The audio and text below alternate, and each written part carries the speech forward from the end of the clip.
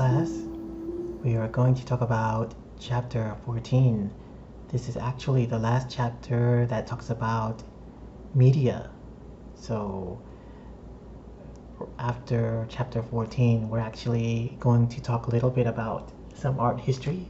So, let's go ahead and jump right into this. When it comes to architecture, we are talking about the art and science of designing and constructing buildings not only for practical purposes. There's a lot of symbolic and aesthetic quality when it comes to creating architecture. When it comes to architecture, it seeks to enhance our daily lives. So every time you step into a building, every time you step into a house, you can probably say there was a lot of time put into designing it and creating a space that will pretty much emphasize whatever the function of the building might be. And so if we take a look at this early example of architecture, one of the earliest ever discovered, this here is called Dolmen, found in southwest England, one of the oldest surviving structures, 4000 before Christ era, monolithic period. What people are saying about the dolmen is it was most likely served in housing the dead. So some interesting insight here is that even during this time, during the monolithic period, people were already practicing these funerary rituals. When it comes to architecture, these are the three main issues when it comes to the integration of creating a building. One is the function, how a building is used. Second is form, how it looks. Third is structure, how it stands up. So when it comes to the structure, for a big part, it's a physics problem. It's designed to accommodate compression or the pushing. It's there to accommodate the tension or the stretching, and also the bending or the curving. When it comes to creating architecture, it's actually a combination of physical forces. If you can imagine putting together objects with very, very heavy materials, takes a lot of experimenting. So we are going to look at some of these early examples, some of these early things that we often look for when it comes to architecture. For the most part, they have these three essential components. One is a supporting skeleton. The other is an outer skin. The accessories or the extra functions could be something like plumbing, electrical, wiring, something that wasn't exactly included in earlier years.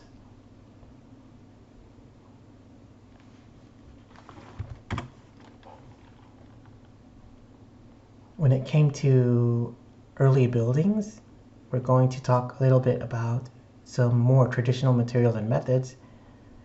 In the beginning, housing evolution started from caves, and this was during the hunter-gatherer times. So during that time, they were basically looking for a hole within a mountain and dwelling there. And a little bit later, they started to create huts and tents. You can probably guess that humans at the time were looking for materials already. They were being conscious of what's around them and trying to survive by using the environment. Regional styles developed from available materials. So a lot of the styles really is based on whatever is around them. So if you happen to be in an area where there's a lot of forest, then you can probably guess a lot of the dwellings were made out of wood. If you were living in the desert, you could probably guess a lot of the materials were made from sand and so on. And so back then, there wasn't modern transportation or technology to spread styles. So these styles that developed during these particular regions were there for a long time.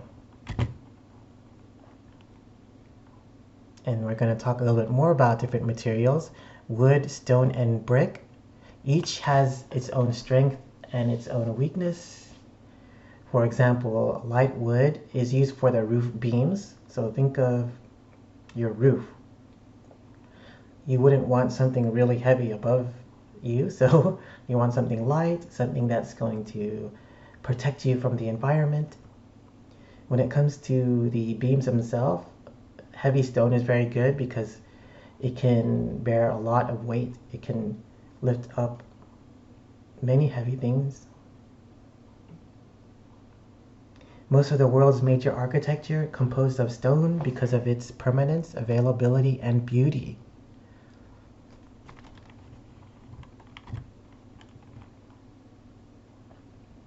And this is an example of dry masonry. Basically, it is piling stones on top of one another. So if you are building something, maybe you used blocks in the past, if you're building them up and creating something taller and taller, that's what masonry is.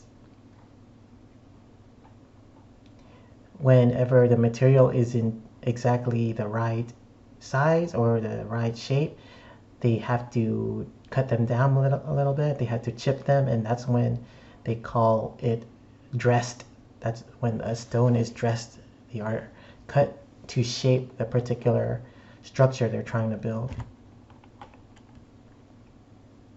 And here is an early example of a structure created. It is called the Great Zimbabwe. Okay, maybe you're familiar with the African country. The name Great Zimbabwe actually translates into stone wall.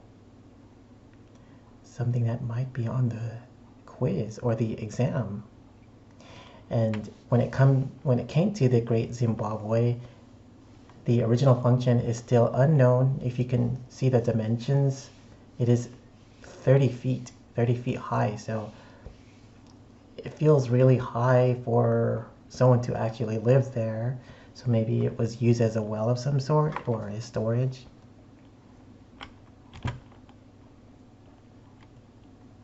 Okay, so we're going to talk a little bit about different structures. One is a post and beam, and these are different arrangements and different structures that I'm hoping you guys can remember for the quiz. Post and beam is probably the most basic type of structure. It's often called post and lintel, but for the sake of this class, we just call it post and beam. So what this basically is, a vertical post bearing the weight of a horizontal beam and carry it to the ground. And let me show you an example here.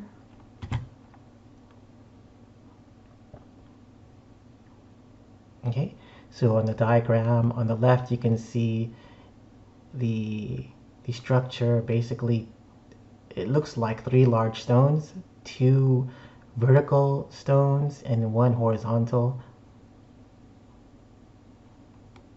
Okay, the form determined by strengths and weaknesses of the material used. Stone beams which are shorter than wooden beams, and there's this strength to weight ratio that they have to think about. In other words, if a roof is wide, then you can probably guess that you can't use very narrow beams. You probably need very thick beams.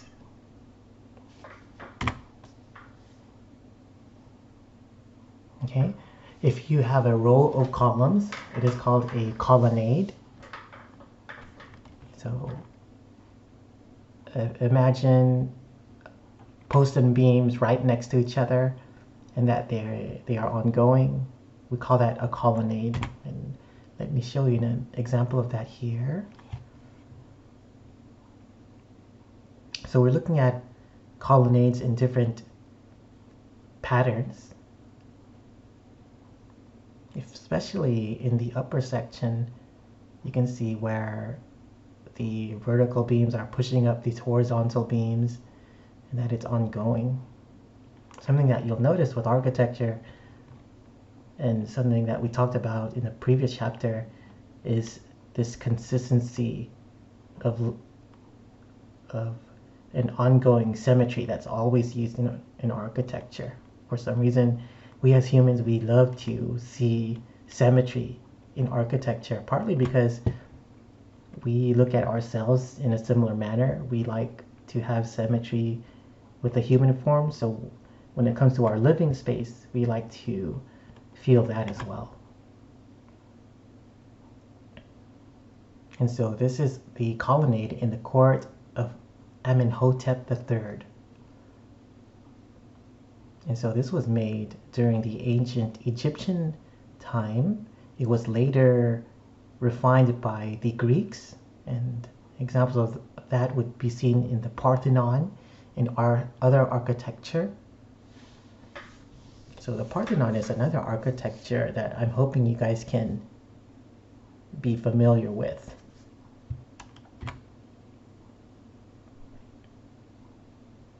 So other traditional materials and methods would include these types here, these other types of structures, a round arch, a vault, and a dome. So I'm hoping that you're familiar with what an arch basically is. A vault is bricks or blocks in a unified ceiling shell.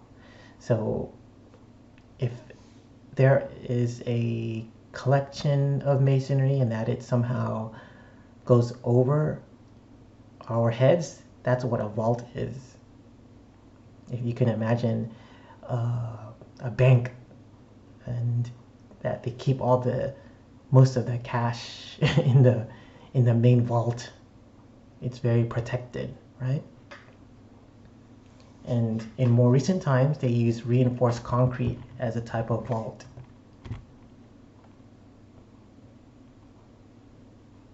Okay, so when it comes to these arches, they often are put together in this manner here. If you look at the diagram, they are stacked up upon each other.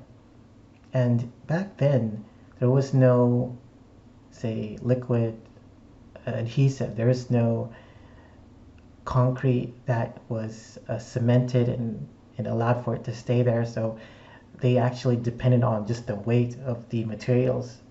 And that was actually strong enough to create the structure. And so they would actually shape the masonry to an arch, and in the very top they would actually use what is called a keystone. The keystone is actually necessary in order for it to lift itself up on its own. So if you were to pile these bricks up on each other like this manner, this upside down U, it wouldn't really stand on its own, except that keystone in the very center is crucial in keeping it all together.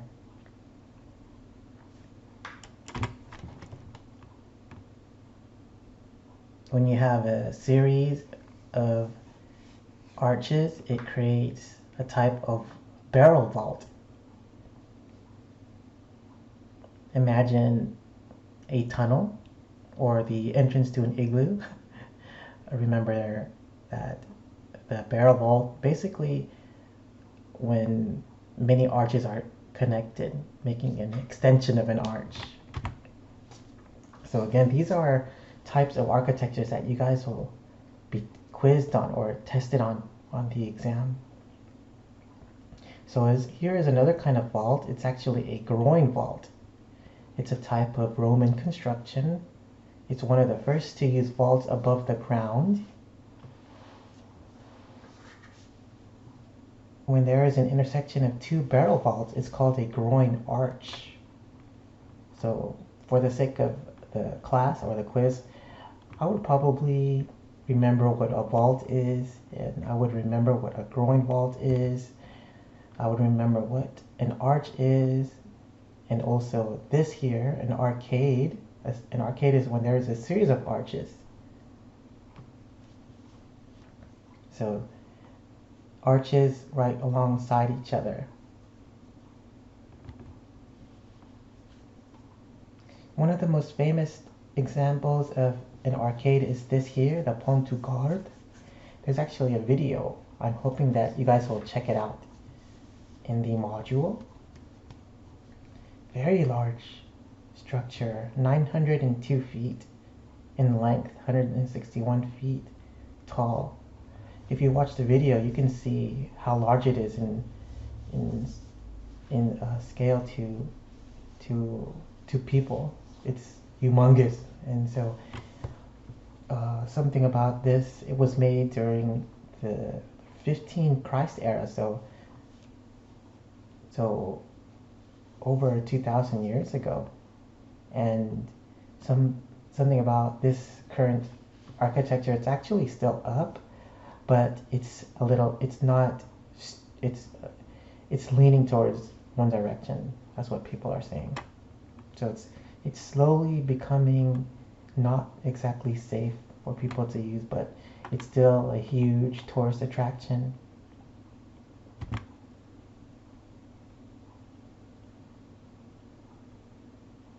Okay, so the Pont du Gard is one of the first structures to actually use concrete. So I talked a little bit about that earlier, but it's basically a liquid that is very useful because it is very inexpensive, it is stone-like, it is versatile, and it is strong.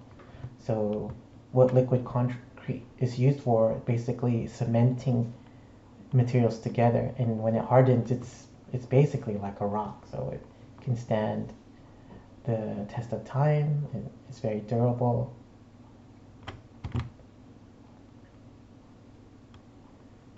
Okay, here's another type of structure that I hope you can remember, a dome. Okay, maybe you've been to Half Dome in the Yosemite, or maybe you've been to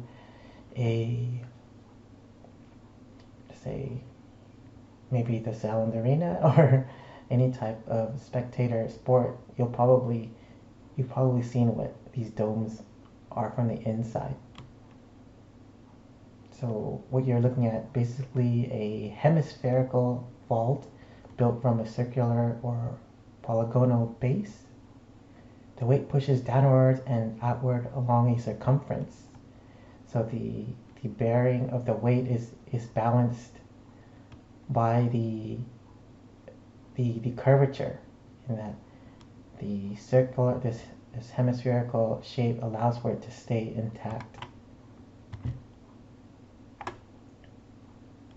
Sometimes you'll see domes often on a cylinder. You've probably seen this in many things like a mosque or a church.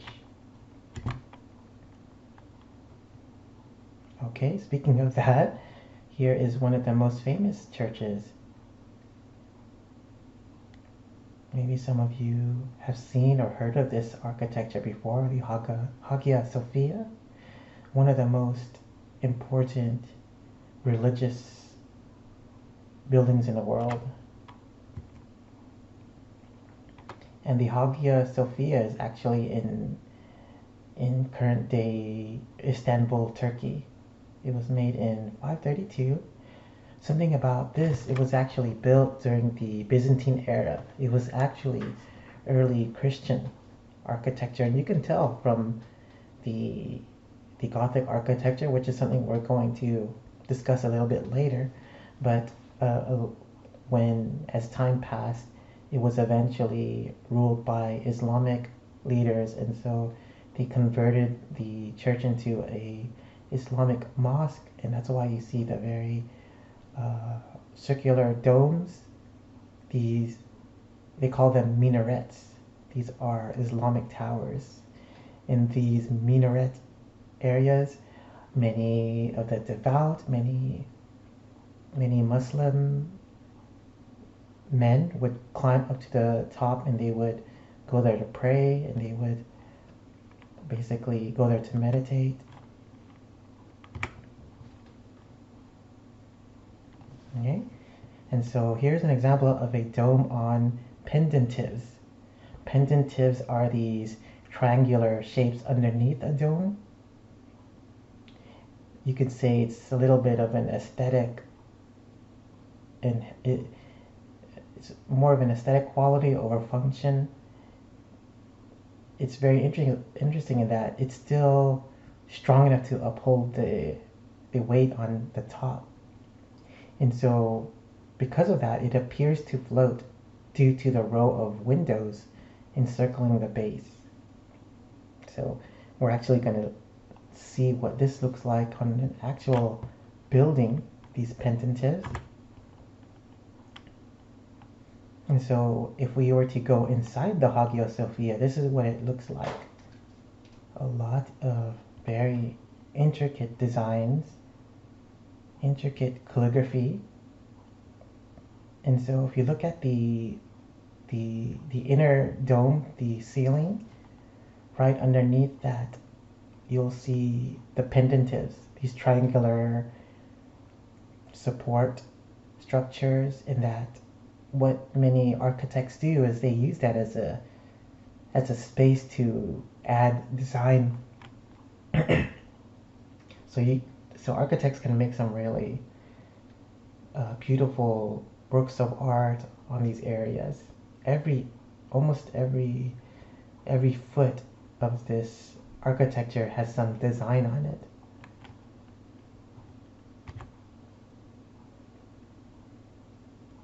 And now, speaking of church architecture, this is another type.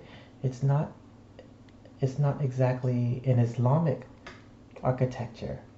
This is actually an example of Gothic architecture. Whenever I say Gothic, I'm referring to an early Christian style. And so this is actually the inside of the Notre Dame de Chartres, made in 1145 to 1513. And so many of these Gothic buildings have pointed arches and vaults.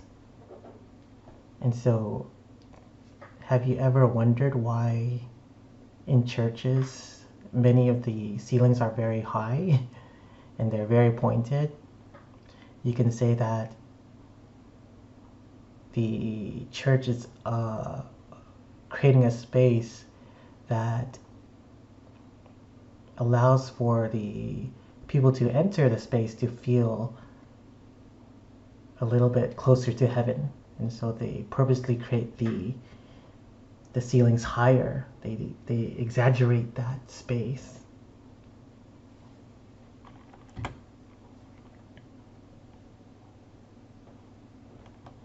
So a little bit more info on the Gothic style. They have these, what they call buttresses. Buttresses are structures that create these right angles to the outer walls to bear the thrust. And so the reason why they have buttresses on Gothic architecture is that the arch usually is so tall, so heavy, that they need a little bit more structure to keep it up. And so they have these buttresses that are added in right angles. And there's also flying buttresses. These are actually structures that are outside of the actual arch. And I'll show you guys an example of that in just a little bit. So in the Gothic style, you'll see buttresses and you'll also see flying buttresses. When you see these flying buttresses, it looks like it's creating a type of skeleton shape around churches, and it allows for more height and also a little bit more light to enter from different directions. And this adds on to this godly presence. Usually the highest part of the interior inside a church is above the main altar. So if you've ever been in a Christian church, go to the altar and and maybe that is where the highest point of the whole building is. And so this is an example of what a Gothic arch looks like. So basically an arch, but it's pointier. And the diagram of the flying buttresses. So we have the Gothic arch, the exaggerated pointed rooftops, and if you look at the center area, that's what the regular buttress looks like. And then the flying buttress are more outside of the building itself. So it feels like a type of skeleton that is being created around the actual building, but then it creates a little bit more shadows and also allows lights to enter at different diagonals. So it really creates a more of an ideal place for prayer or meditation. And so a little bit more about structure. This isn't really Gothic style anymore. When it comes to the inner structure, especially in things like the roof of a home, this is what is called a truss.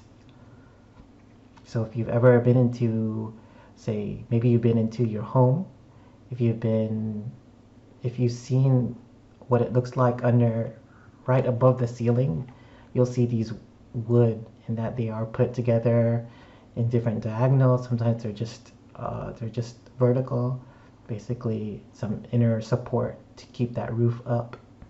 And usually it's created in a triangular formation.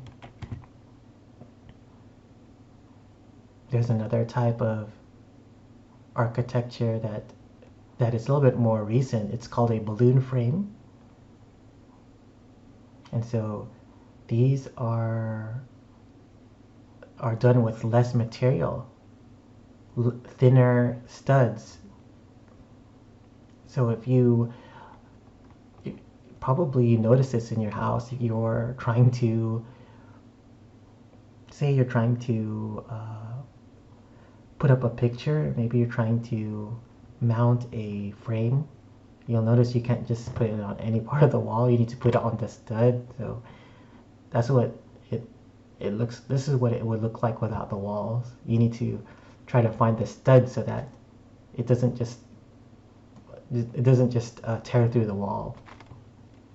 So the balloon frame, it was very useful because this whoever designed it helped allow for builders to create very quickly. They were able to accommodate the growing working class, and so you'll see a lot of houses using the same type of truss. So it was a little bit later when they started to use cast iron. During this time here in the 19th century, what cast iron did was it allowed for lighter exterior walls and more flexible interior spaces. And here's an example of an architecture that is using cast iron. The Crystal Palace. You're probably looking at this picture and thinking, yeah, it's a pretty good drawing, it's a pretty good painting, but why is it a painting and not actually the photograph of the architecture? Well, the actual architecture burned down because of the materials that it was built with. It was very flammable. So when there was an accident and it burned down very quickly. So this again is the Crystal Palace. The architect is Joseph Paxton. It was actually built for a type of international exposition. It had around 19 acres of parkland.